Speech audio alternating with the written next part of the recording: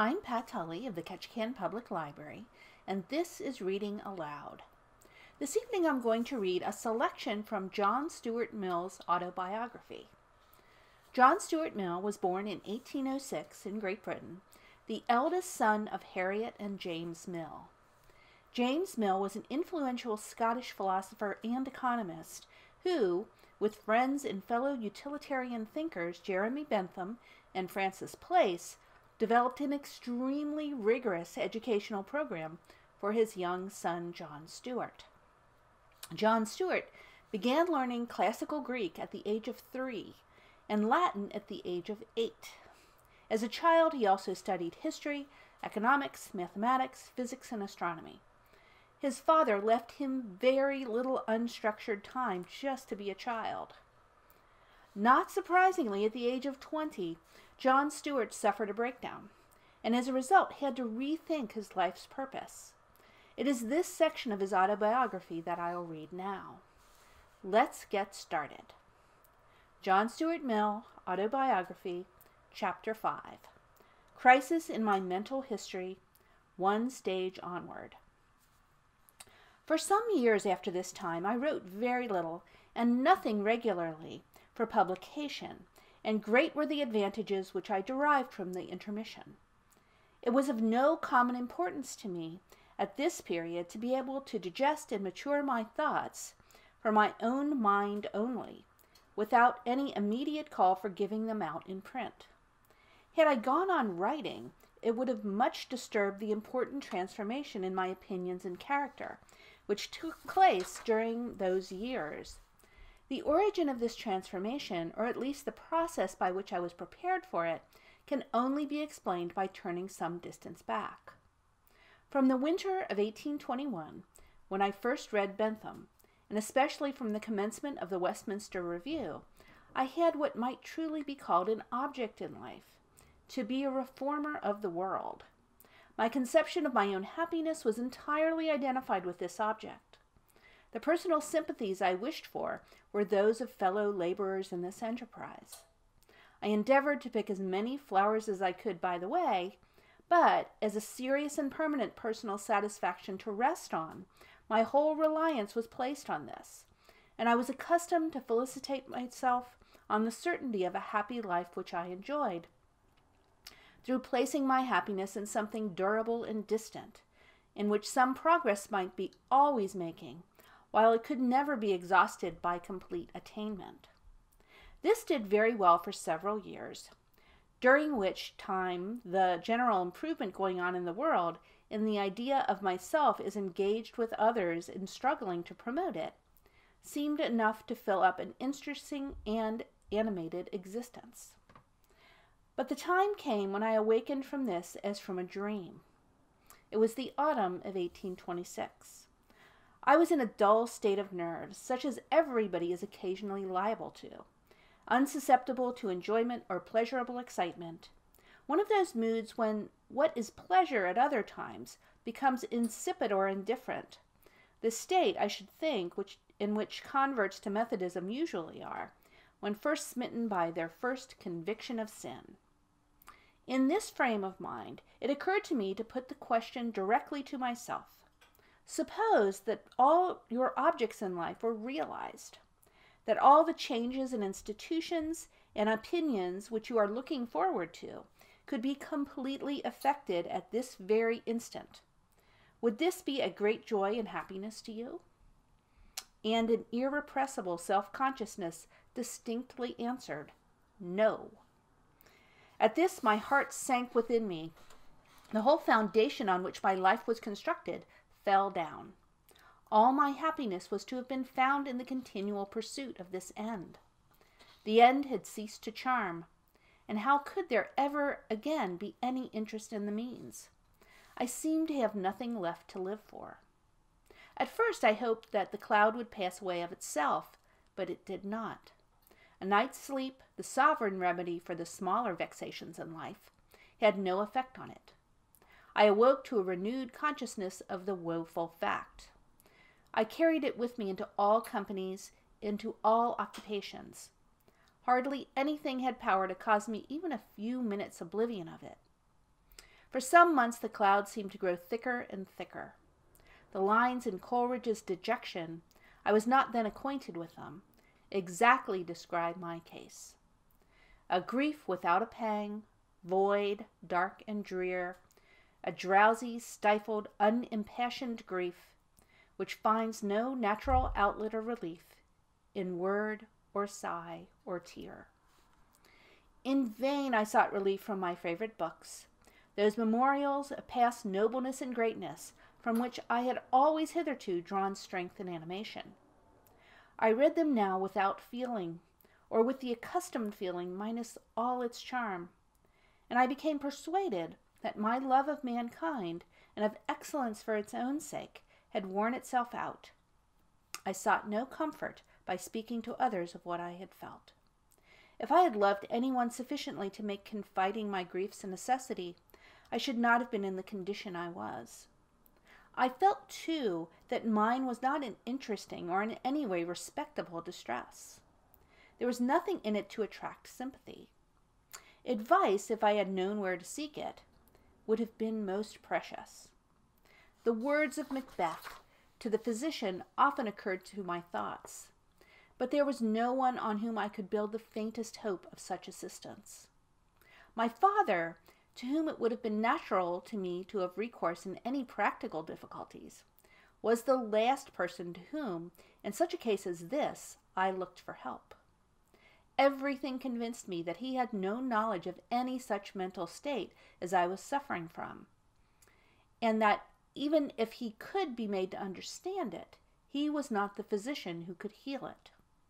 My education, which was wholly his work, had been conducted without any regard to the possibility of its ending in this result, and I saw no use in giving him the pain of thinking that his plans had failed, when the failure was probably irremediable, and at all events beyond the power of his remedies.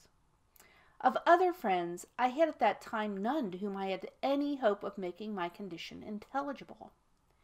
It was, however, abundantly intelligible to myself, and the more I dwelt upon it, the more hopeless it appeared.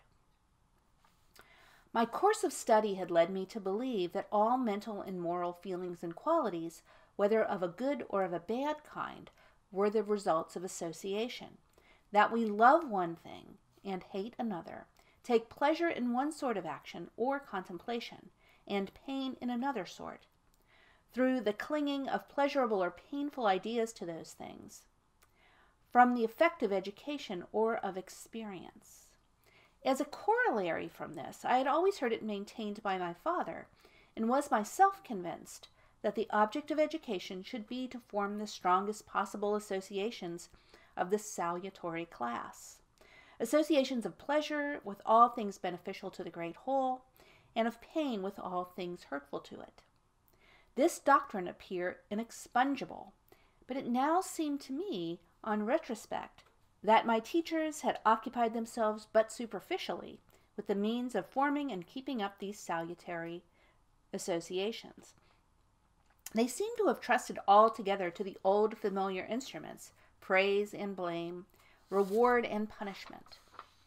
Now I did not doubt that by these means, begun early and applied unremittingly, intense association of pain and pleasure, especially of pain, might be created, and might produce desires and aversions capable of lasting undiminished to the end of life. But there must always be something artificial and casual in associations thus produced. The pains and pleasures thus forcibly associated with things are not connected with them by any natural tie, and it is therefore, I thought, essential to the durability of these associations that they should have become so intense and inveterate as to be practically indissoluble before the habitual exercise of the power of analysis had commenced. For I now saw, or thought I saw, what I had always before received with incredulity, that the habit of analysis has a tendency to wear away the feelings, as indeed it has when no other mental habit is cultivated, and the analyzing spirit remains without its natural complements and correctives. The very excellence of analysis, I argued, is that it tends to weaken and undermine whatever is the result of prejudice, that it enables us mentally to separate ideas which have only casually clung together, and no associations whatever could ultimately resist this dissolving force. Were it not that we owe to analysis our clearest knowledge of the permanent sequences in nature, the real connections between things, not dependent on our will and feelings, natural laws by virtue of which, in many cases, one thing is inseparable from another in fact, which laws, in proportion as they are clearly perceived and imaginatively realized, cause our ideas of things which are always joined together in nature to cohere more and more closely in our thoughts. Analytic habits may thus even strengthen the associations between causes and effects, means and ends, but tend altogether to weaken those which are, to speak familiarly, a mere matter of feeling. They are therefore, I thought, favorable to prudence and clear-sightedness, but a perpetual worm at the root both of the passions and of the virtues, and, above all, fearfully undermine all desires and all pleasures, which are the effects of association, that is, according to the theory I held, all except the purely physical and organic, of the entire insufficiency of which to make life desirable, no one had a stronger conviction than I had. These were the laws of human nature, by which, as it seemed to me, I had been brought up to my present state. All those to whom I looked up were of the opinion that the pleasure of sympathy with human beings, and the feelings which made the good of others, and especially of mankind on a large scale, the object of existence, were the greatest and surest sources of happiness. Of the truth of this I was convinced, but to know that a feeling would make me happy if I had it, did not give me that feeling. My education, I thought, had failed to create these feelings in sufficient strength to resist the dissolving influence of analysis, while the whole course of my intellectual cultivation had made precocious and premature analysis the inveterate habit of my mind. I was thus, as I said to myself, left stranded at the commencement of my voyage, with a well-equipped ship and a rudder, but no sail, without any real desire for the ends which I had been so carefully fitted out to work for, no delight in virtue or the general good, but also just as little in anything else. The fountains of vanity and ambition seemed to have dried up within me, as completely as those of benevolence. I had had, as I reflected, some gratification of vanity at too early an age. I had obtained some distinction and felt myself of some importance, before the desire of distinction and of importance had grown into a passion. And little as it was which I had attained, yet having been attained too early, like all pleasures enjoyed too soon, it had made me blasé and indifferent to the pursuit. Thus neither selfish nor unselfish pleasures were pleasures to me. And there seemed no power in nature sufficient to begin the formation of my character anew, and create, in a mind now irretrievably analytic, fresh associations of pleasure with any of the objects of human desire. These were the thoughts which mingled with the dry, heavy dejection of the melancholy winter of 1826-27. During this time I was not incapable of my usual occupations. I went on with them mechanically, by mere force of habit. I had been so drilled into a certain sort of mental exercise that I could still carry it on when all the spirit had gone out of it.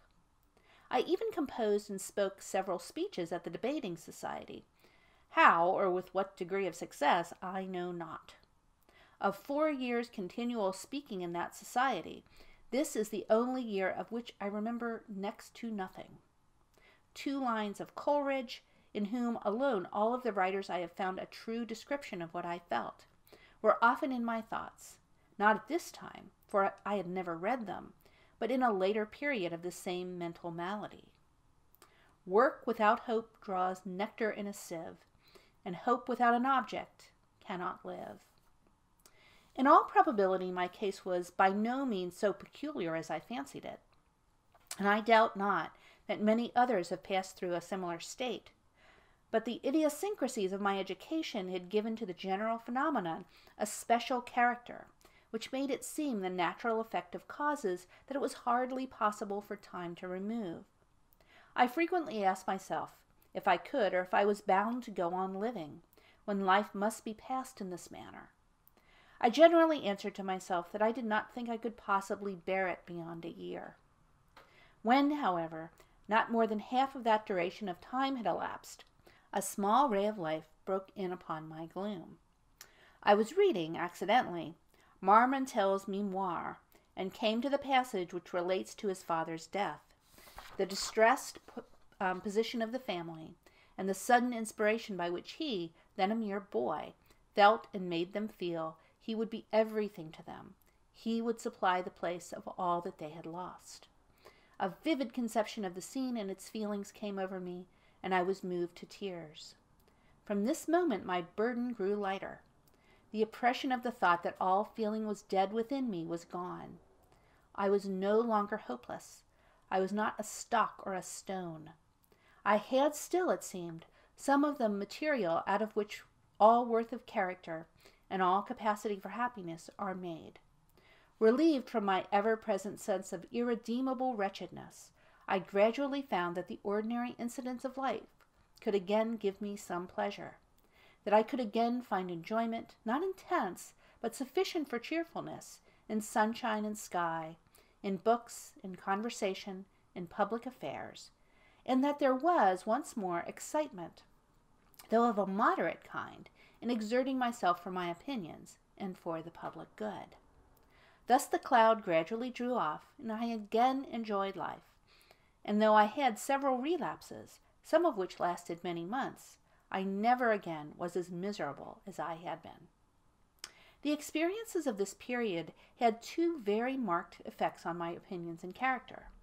In the first place, they led me to adopt a theory of life, very unlike that on which I had before acted, having much in common with what at that time I certainly had never heard of, the anti-self-consciousness theory of Carlyle. I never indeed wavered in the conviction that happiness is the test of all rules of conduct, and the end of life. But I now thought that this end was only to be attained by not making it the direct end. Those only are happy, I thought, who have their minds fixed on some object other than their own happiness, on the happiness of others, on the improvement of mankind, even on some art or pursuit, followed not as a means, but as itself an ideal end. Aiming thus at something else, they find happiness by the way. The enjoyments of life, such was now my theory, are sufficient to make it a pleasant thing, when they are taken en passant, without being made a principal object.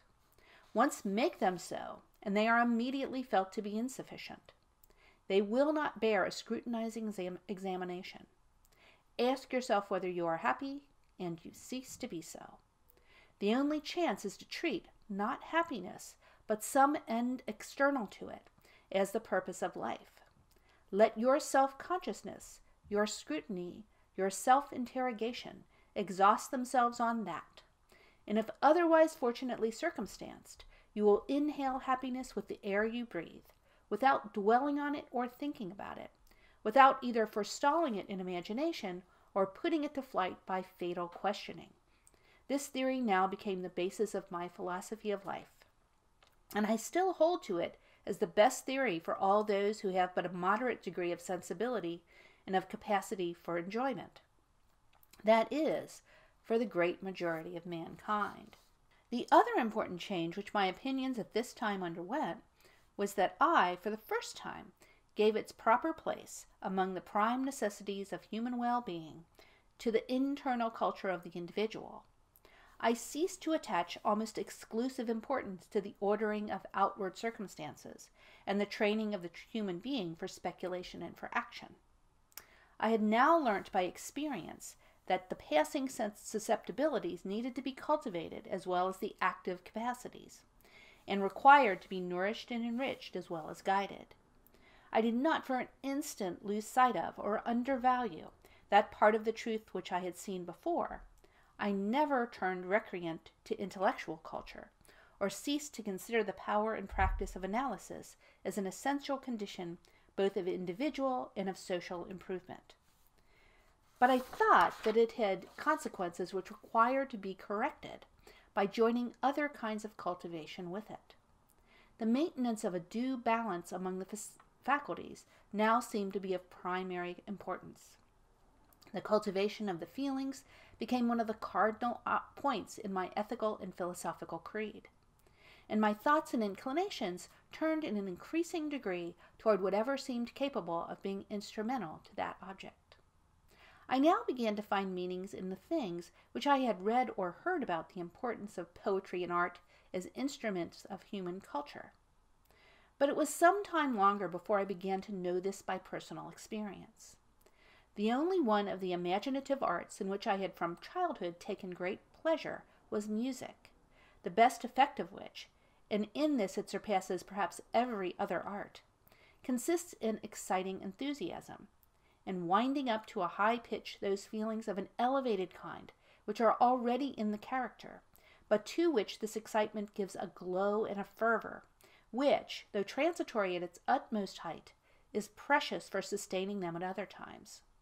This effect of music I had often experienced, but, like my pleasurable susceptibilities, it was suspended during the gloomy period. I had sought relief again and again from this quarter, but found none. After the tide had turned, and I was in the process of recovery, I had been helped forward by music, but in a much less elevated manner. I, at this time, first became acquainted with Weber's Oberon, and the extreme pleasure which I drew from its delicious melodies did me good by showing me a source of pleasure to which I was as susceptible as ever. The good, however, was much impaired by the thought that the pleasure of music, as is quite true of such pleasure as this was, that of mere tune, fades with familiarity, and requires either to be revived by intermittence or fed by continual novelty. And it is very characteristic both of my then state and of the general tone of my mind at this period of my life that I was seriously tormented by the thought of the exhaustibility of musical combinations. The octave consists only of 5 tones and 2 semitones, which can be put together in only a limited number of ways, of which but a small portion are beautiful. Most of these, it seemed to me, must have been already discovered, and there could not be room for a long succession of Mozarts and Webers to strike out, as these had done, entirely new and surpassingly rich veins of musical beauty. The source of anxiety may perhaps be thought to resemble that of the philosophers of Laputa, who feared lest the sun should be burnt out. It was, however, connected with the best feature in my character, and the only good point to be found in my very unromantic and in no way honorable distress. For though my dejection, honestly looked at, could not be called other than egotistical, produced by the ruin, as I thought, of my fabric of happiness, yet the destiny of mankind in general was ever in my thoughts, and could not be separated from my own. I felt that the flaw in my life must be a flaw in life itself, that the question was, whether, if the reformers of society and government could succeed in their objects, and every person in the community were free and in a state of physical comfort, the pleasures of life, being no longer kept up by struggle and privation, would cease to be pleasures. And I felt that unless I could see my way to some better hope than this for human happiness in general, my dejection must continue, but that if I could see such an outlet, I should then look on the world with pleasure, content, as far as I myself was concerned, with any fair share of the general lot. This state of my thoughts and feelings made the fact of my reading Wordsworth for the first time in the autumn of 1828 an important event in my life. I took up the collection of his poems from curiosity, with no expectation of mental relief from it, though I had before resorted to poetry with that hope.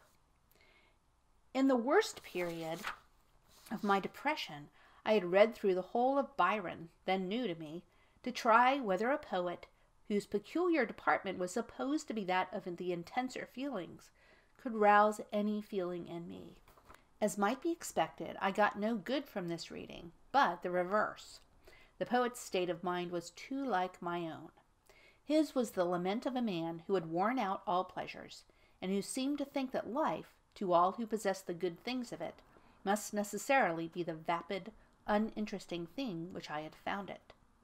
His Harold and Manfred had the same burden on them which I had, and I was not in a frame of mind to desire any comfort from the vehement sensual passion of his Giaours, or the sullenness of his Lauras.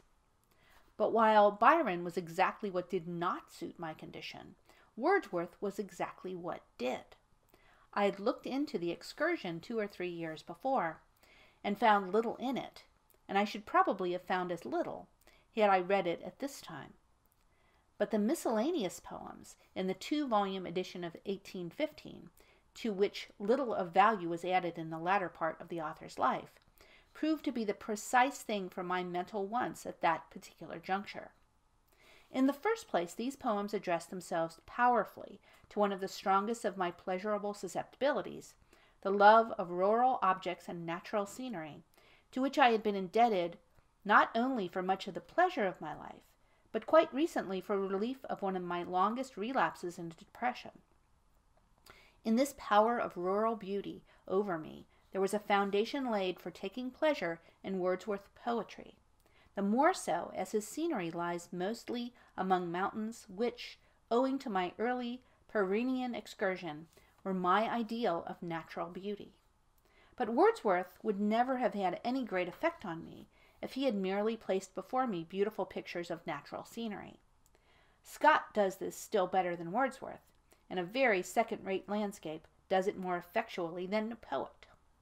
What made Wordsworth's poem a medicine for my state of mind was that they expressed not mere outward beauty, but states of feeling, and thought colored by feeling under the excitement of beauty.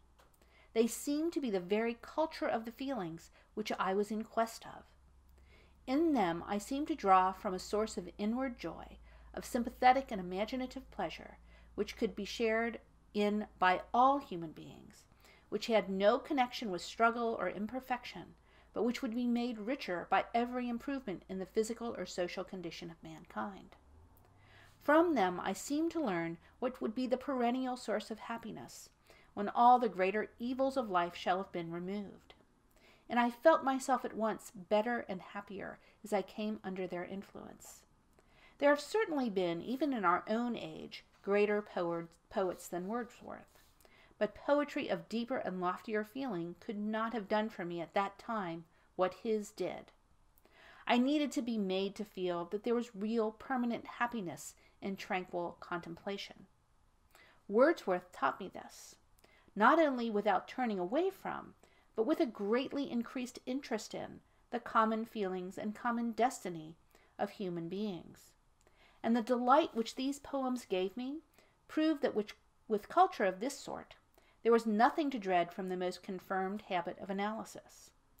At the conclusion of the poems came the famous ode, falsely called Platonic, Intimations of Immortality, in which, along with more than his usual sweetness of melody and rhythm, and along with the 2 passages of grand imagery but bad philosophy so often quoted, I found that he too had had similar experience to mine, that he also had felt that the first freshness of youthful enjoyment of life was not lasting, but that he had sought for compensation, and found it, in the way in which he was now teaching me to find it. The result was that I gradually, but completely, emerged from my habitual depression, and was never again subject to it. I long continued to value Wordsworth less according to his intrinsic merits than by the measure of what he had done for me. Compared with the greatest poets, he may be said to be the poet of unpoetical natures, possessed of quiet and contemplative tastes. But unpoetical natures are precisely those which require poetic cultivation. This cultivation Wordsworth is much more fitted to give than poets who are intrinsically far more poets than he. It so fell out that the merits of Wordsworth were the occasion of my first public declaration of my new way of thinking, and separation from those of my habitual companions who had not undergone a similar change. The person with whom I at that time was most in the habit of comparing notes on such subjects was Roebuck, and I induced him to read Wordsworth, in whom he also at first seemed to find much to admire. But I, like most Wordsworthians, threw myself into strong antagonism to Byron, both as a poet and as to his influence on character. Roebuck, all whose instincts were those of actions and struggle, had, on the contrary, a strong relish and great admiration of Byron, whose writings he regarded as the poetry of human life, while Wordsworth, according to him, was that of flowers and butterflies.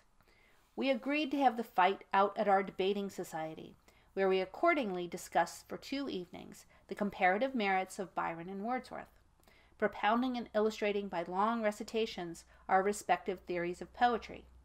Sterling also, in a brilliant speech, putting forward his particular theory. This was the first debate on any weighty subject in which Roebuck and I had been on opposite sides. The schism between us widened from this time more and more, though we continued for some years longer to be companions. In the beginning, our chief divergence related to the cultivation of the feelings. Roebuck was in many respects very different from the vulgar notion of a Benthamite or a utilitarian. He was a lover of poetry and most of the fine arts. He took great pleasure in music, in dramatic performances, especially in painting, and himself drew and designed landscapes with great facility and beauty. But he never could be made to see that these things have any value as aids in the formation of character. Personally, instead of being, as Benthamites are supposed to be, void of feeling, he had very quick and strong sensibilities. But, like most Englishmen who have feelings, he found his feelings stand very much in his way. He was much more susceptible to the painful sympathies than to the pleasurable, and looking for his happiness elsewhere, he wished that his feelings should be deadened rather than quickened. And, in truth, the English character and English social circumstances make it so seldom possible to derive happiness from the exercise of sympathies, that it is not wonderful that if they count for little in an Englishman's scheme of life. In most other countries, the paramount importance of the sympathies as a constituent of individual happiness is an axiom, taken for granted rather than needing any formal statement. But most English thinkers always seem to regard them as necessary evils, required for keeping men's actions benevolent and compassionate. Roebuck was, or appeared to be, this kind of Englishman.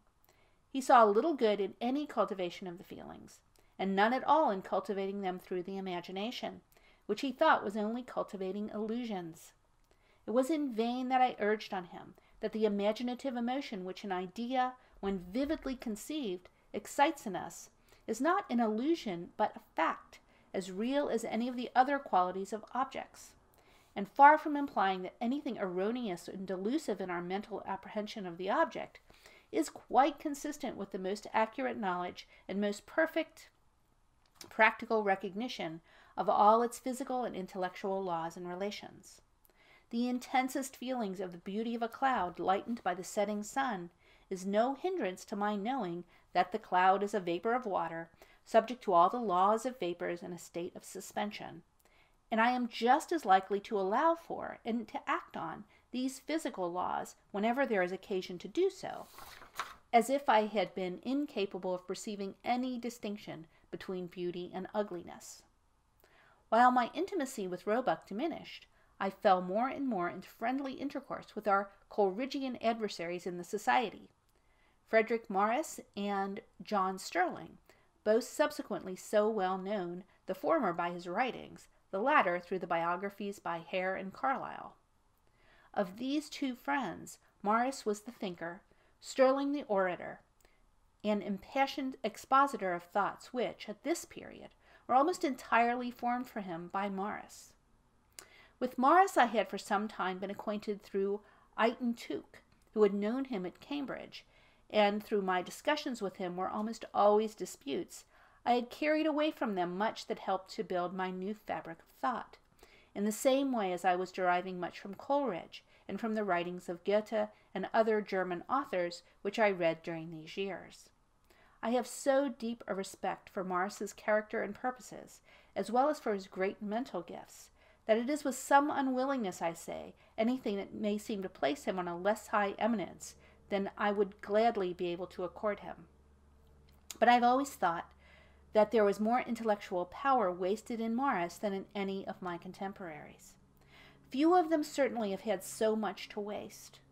Great powers of generalization, rare ingenuity and subtlety, and a wide perception of important and unobvious truths served him not for putting something better into the place of the worthless heap of received opinions on the great subject of thought, but for proving to his own mind that the Church of England had known everything from the first, and that all the truths on the ground of which the Church and orthodoxy have been attacked, many of which he saw as clearly as anyone, are not only consistent with the 39 Articles, but are better understood and expressed in those articles than by anyone who rejects them. I have never been able to find any other explanation of this than by attributing it to the timidity of conscience combined with original sensitiveness of temperament, which has so often driven highly gifted men into Romanism, from the need of a firmer support than they can find in the independent conclusions of their own judgment. Any more vulgar kind of timidity no one who knew Morris would ever think of imputing to him, even if he had not given public proof of his freedom from it, by his ultimate collision with some of the opinions commonly regarded as orthodox, and by his noble origination of the Christian socialist movement. The nearest parallel to him in a moral point of view is Coleridge, to whom, in merely intellectual power, apart from poetical genius, I think him decidedly superior. At this time, however, he might be described as a disciple of Coleridge, and Sterling as a disciple of Coleridge and of him. The modifications which were taking place in my old opinions gave me some points of contact with them, and both Morris and Sterling were of considerable use to my development. With Sterling I soon became very intimate, and was more attached to him than I have ever been to any other man. He was indeed one of the most lovable of men. His frank, cordial, affectionate, and expansive character, a love of truth alike conspicuous in the highest things and the humblest, a generous and ardent nature, which threw itself with impetuosity into the opinions it adopted, but was as eager to do justice to the doctrine and the men it was opposed to, as to make war on what it thought their errors, and an equal devotion to the two cardinal points of liberty and duty, formed a combination of qualities as attractive to me as to all others who knew him as well as I did. With his open mind and heart, he found no difficulty in joining hands with me across the gulf which as yet divided our opinions. He told me how he and others had looked upon me, from hearsay information, as a made or manufactured man, having had certain impressive opinion stamped on me, which I could only reproduce. And what a change took place in his feelings when he found, in the discussion on Wordsworth and Byron, that Wordsworth, and all which that name applies, belonged to me as much as to him and his friends. The failure of his health soon scattered all his plans of life, and compelled him to live at a distance from London, so that after the first year or two of our acquaintance, we only saw each other at distant intervals. But, as he said himself in one of his letters to Carlyle, when we did meet, it was like brothers. Though he was never, in the full sense of the word, a profound thinker, his openness of mind, and the moral courage in which he greatly surpassed Morris, made him outgrow the domination which Morris and Coleridge had once exercised over his intellect, though he retained to the last a great but discriminating admiration towards both, and towards Morris a warm affection. Except in that short and transitory phases of his life, during which he had made the mistake of becoming a clergyman, his mind was ever progressive, and the advance he always seemed to have made when I saw him after an interval made me apply to him what Goethe said of Schiller, hatte eine fröhliche Verschreitung. He and I started from intellectual points almost as wide apart as the poles, but the distance between us was always diminishing. If I made steps towards some of his opinions, he, during his short life, was constantly approximating more and more to the several of mine. And if he had lived, and had health and vigor to prosecute his ever assiduous self-culture, there is no knowing how much further the spontaneous assimilation might have proceeded. The end. Thank you so much for joining me. for reading aloud, and I hope you have a very good week.